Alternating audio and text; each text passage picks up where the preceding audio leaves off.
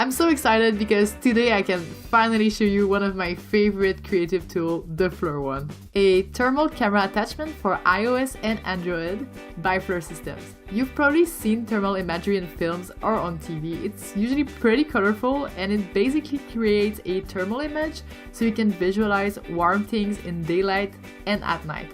You can see animals or people with a lot of details, even in total darkness.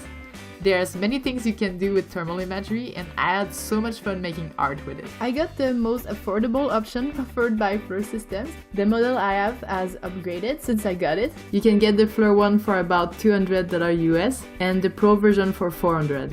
The Flir one attachment must be used with either an iPhone 5 or up or with an Android.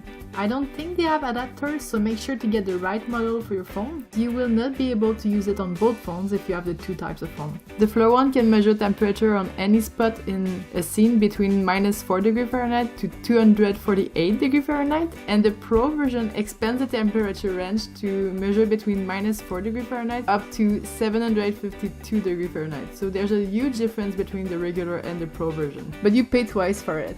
So it really depends on what you want to use it for. With the Flir one, you couldn't use the protective case, so you had to remove the protective case and then insert the little camera. The Flir one Pro version, you don't have to remove it anymore, it adapts to most of the cases, so that's a big plus. I usually work in HD for my video project. The thermal camera itself has a very low resolution, so when it takes a photo or a video, what it does is that it combines its resolution with the phone's resolution to create a little bit bigger file. It's still smaller than HD, but it's a lot better. I usually simply upscale it in post. You can do it in most editing software. I like to use Premiere Pro by Adobe. I select my clip in my timeline, then I right click on it and select either scale or set to frame size. Then it should cover your whole frame. Another cool feature on the app for art-related project is the special outline that is called the Flir MSX, and it's a feature that takes the edge details from the color camera and embosses it. A little bit like Photoshop filter, it helps you see more detail on the image. It makes it super interesting, especially when there's patterns like brick. Also, if you shoot in front of mirrors or if your floor or your walls are reflective, it gets super trippy. Something I really enjoy about the version I have are the little software glitches. When I capture a scene, every now and then there's a big flash of color and sometimes it glitches and it's morphing the shapes and the colors together. It's one of the things that I really like about the Flir one. I really hope they didn't remove it from the new version. Even though it's an entry-level thermal camera, I find it mind-blowing how amazing things look through it. I feel like I'm discovering a whole new way to look at things and I get inspired by all the new textures and colors, and it really makes me enjoy making art again.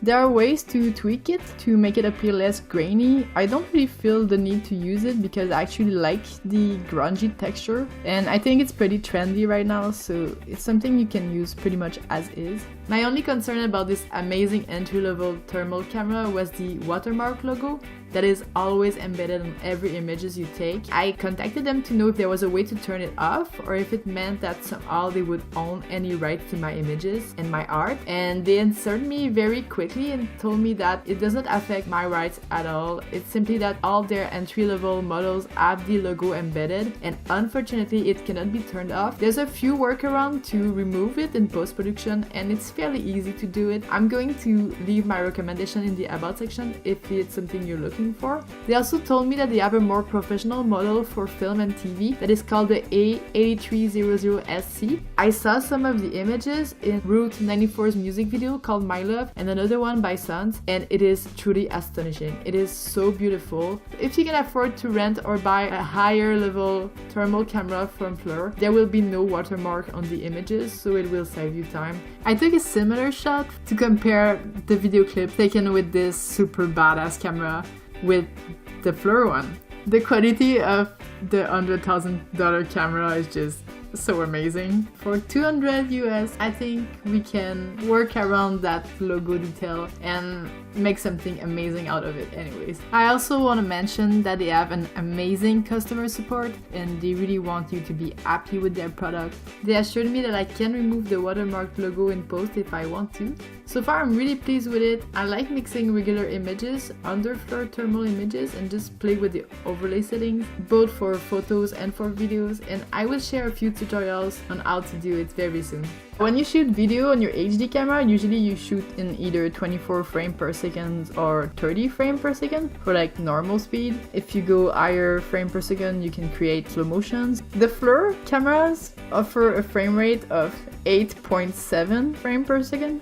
That's what makes it so laggy and scattery in terms of imaging, and I really like that. Also, I like that the frame rate is not constant. They say it's 8.7, but I think it's more towards 9 or 10 depending on the shot, like it's never the same. So it adds more randomness to your shot. They have over 50 models of cameras depending on the job you need done. You can have cameras that are specialized to detect chemicals, radiation, biological detection, explosives, and some that are specialized for law enforcement, firefighting, electrical and mechanical. But I've seen more and more people use them to take thermies. Thermies are selfies made with a thermal camera, and it's actually pretty fun. They also had a contest. Unfortunately, I think it's over now, but you should keep an eye open in case it comes back. To use it, it's super user-friendly. Simply press the button on the side of the Flir one. If the light is green, it means the battery is full. If it's not, it means you will have to charge soon. And they say it lasts about an hour. It's more towards 30 minutes. So if you have a big shoot and you want to use it a lot, I recommend you charge it in full before the shoot or in between your shots with the cable that comes with it. I think it would have been nice if the device would have combined the phone battery to its own to expand its life.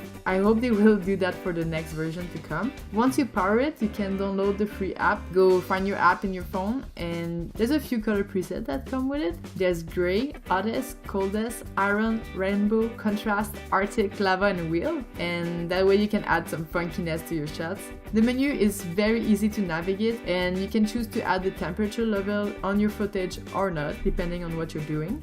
At first, when I was shooting with it, I really enjoyed taking a similar shot with the thermal camera and a regular camera to try to compare. For this one, I shot and held my family around a fire. And you can see, even if it's in total darkness, you can see the warmest spot, you can see the shape of people, a lot of details. You can even see the cigarette my father-in-law is smoking. It's very surprising how much details you can get out of the Flir one at nighttime. Since I really enjoyed shooting both type of cameras at the same time, I got a double bracket from Amazon. I used the top of a selfie stick to hold my cell phone with the Flir attachment on it. The double bracket comes with 2 screws, so on one side I screwed the head of the selfie stick, and on the other side I screwed my DSLR camera. That way I was able to use both cameras at the same time. It was very stable and I was able to put it on a tripod. The only thing though is that when you do that, it's very important to sync both cameras, because if you remember, both have very different frame rates. So when you're gonna be in post-production trying to do your editing, it's gonna be harder if you didn't put anything to sync it.